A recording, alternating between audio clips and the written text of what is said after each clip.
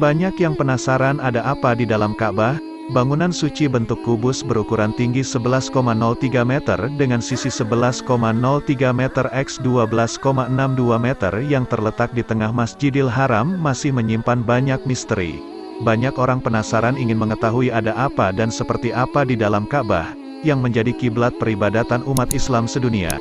Apakah di dalamnya ada bangunan antik, benda-benda bersejarah, makam, atau benda-benda lain yang asing dari dunia manusia?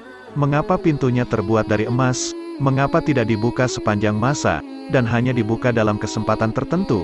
Apakah ada dalil yang melarang membuka isi Ka'bah? Sebenarnya bagian dalam Ka'bah tidak ada apa-apa.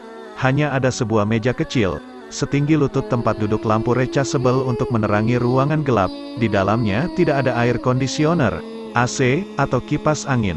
Lubang udara satu-satunya ialah pintunya. Kalau sedang dibuka, tidak ada barang antik, tidak ada lukisan atau ukiran, tidak ada kesan mewah di dalamnya.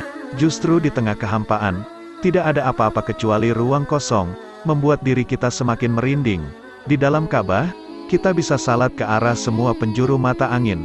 Kita bisa salat menghadap ke sekeliling tembok. Disinilah keagungan Ka'bah.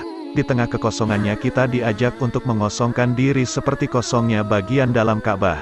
Tidak ada sedikit pun kesan mewah di dalamnya. Betapa perlunya menghilangkan segenap kesan kemewahan duniawi saat kita menghadap keharibaan Allah SWT. Disinilah keagungan Ka'bah. Di tengah kekosongannya kita diajak untuk mengosongkan diri seperti kosongnya bagian dalam Ka'bah. Tidak ada sedikit pun kesan mewah di dalamnya.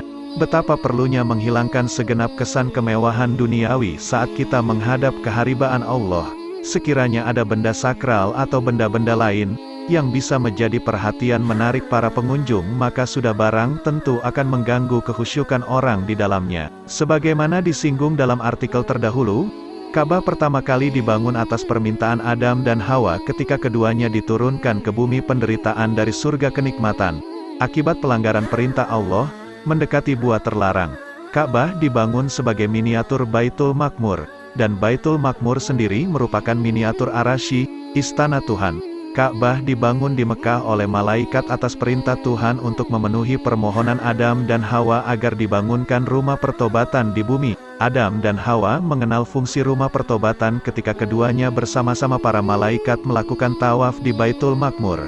Seperti kita ketahui, para malaikat pernah merasa berjarak dengan Tuhan ketika mempertanyakan kebijakan Tuhan tentang rencana penciptaan manusia dalam surat Al-Baqarah ayat 30.